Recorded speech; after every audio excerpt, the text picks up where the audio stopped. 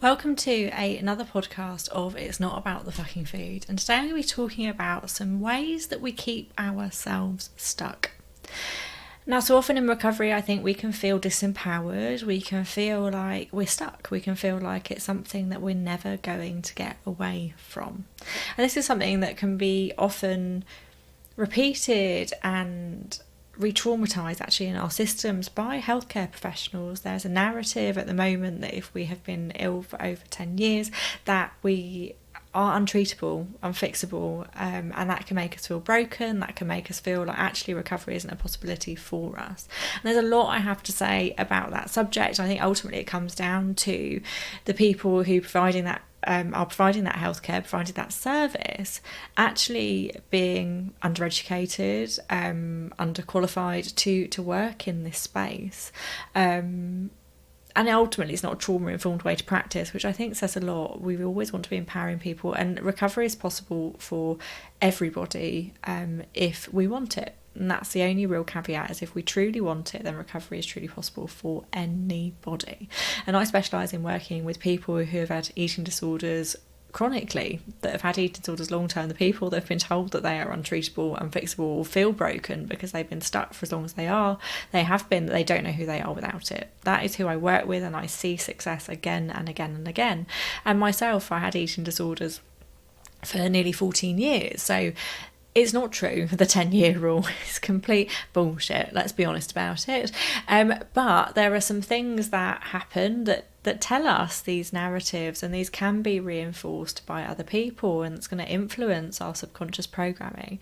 So I'm going to talk to you today about some ways that we keep ourselves stuck and how to change those. Okay. So the first thing is super simple to change. And it's about how we speak about ourselves, our eating disorders, and the behaviours that come with it. So often I hear clients say, I can't eat like that, or I can't eat X food, or I have to exercise in X way, I have to do X every day.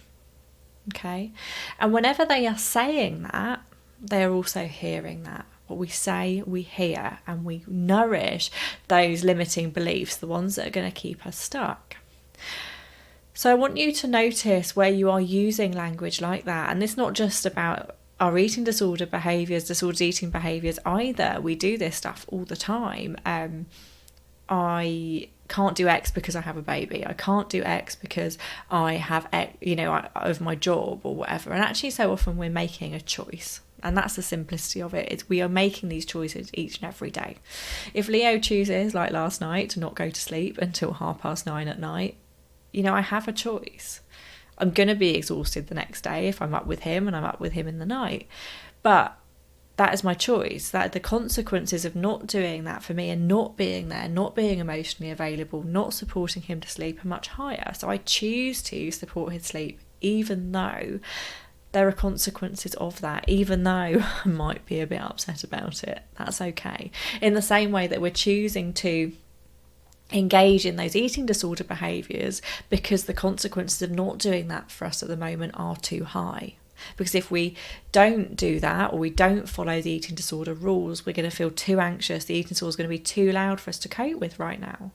And that's okay. We get to meet ourselves where we're at. So rather than focusing on changing the behaviour if we're not there yet, and there are times where we have to sometimes flip this around and do the behaviour change first, but for the vast majority of the people that I work with, we get to add before we take away, like I said in the last episode.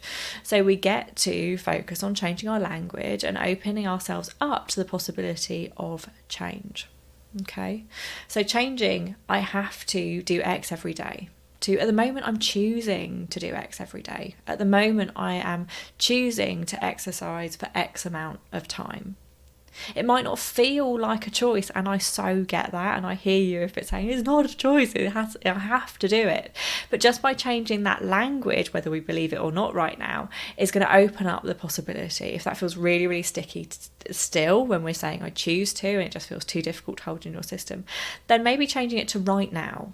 Right now, I feel like I have to do X. Right now, I feel like I can't eat X food, or I have to exercise. That right now is giving us, again, that slight possibility, not as much as the choice as I choose to, that definitely be my preference, but changing that to right now I feel like I have to, because it's a feeling, and the right now, creating that time limitation around that is going to really help your language. So changing your language can really help you to get unstuck, because you're going to be feeding the brain more positive stuff.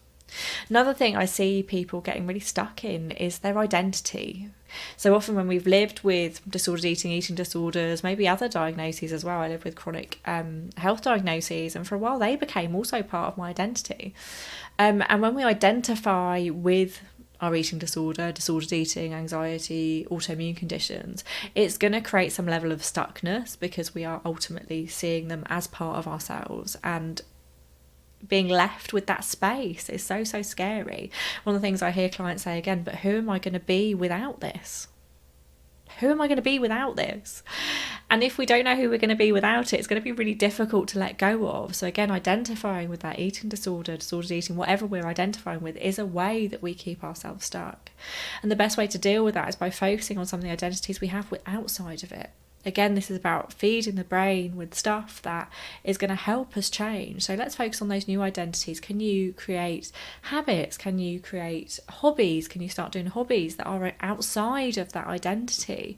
Can you think about some of the values you hold? Can you think about some of the personality traits you hold that aren't to do with those limiting identities for you? For example, are you kind? Are you generous? Do you love doing crafting?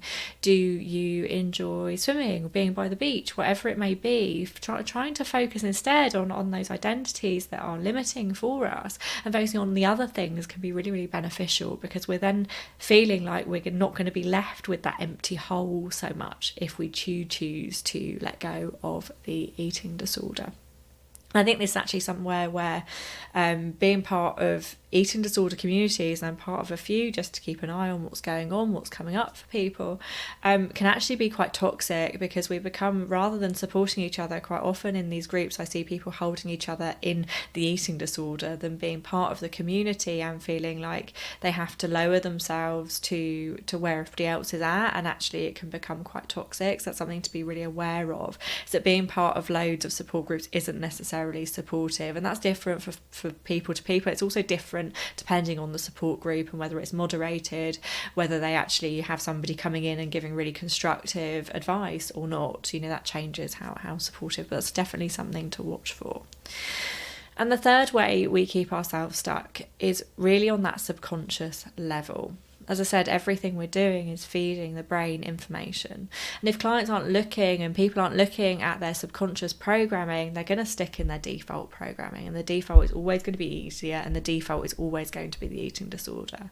So if you aren't read up around beliefs, if you don't have any knowledge around belief systems and where they are, how they are the way they are and how we change them, then it's something I hugely recommend, and something I talk about a lot, and I do in all of my courses and programs, because it's so fundamental to really reprogramming our brains for success. And if our brains aren't set up for success, we're going to sabotage it.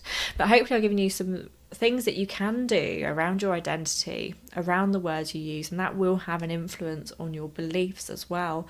But there is so much more we can do with that line of work. So if you're interested in doing more than that, then feel free to reach out to me. I'd love to support you in finding the right way for you to look at that belief system. And there's loads of things that we can do, loads of books. And as I said, I have my own loads of books and podcasts and loads of things that are available, as well as my own courses and programs as well. But when we really acknowledge that there are things that we're doing that are keeping ourselves stuck, we're again starting to empower ourselves. We're starting to give ourselves the opportunity to change. And that's something I think is really sad about the way we treat people who have struggled with these things chronically, is that they are just told again and again that that's their life, that's their personality, and we reinforce that through the way that we talk to ourselves. And so I hope you can take some steps after listening to this to really empower yourself, and maybe walk away with a little bit more hope too. As I said, the work I do is predominantly with the people that are deemed unfixable and untreatable, and so and I see success with them all the time, and it's so fantastic to see. So there is always hope. Recovery is truly possible for anybody as long as you want it. I will speak to you on the next podcast.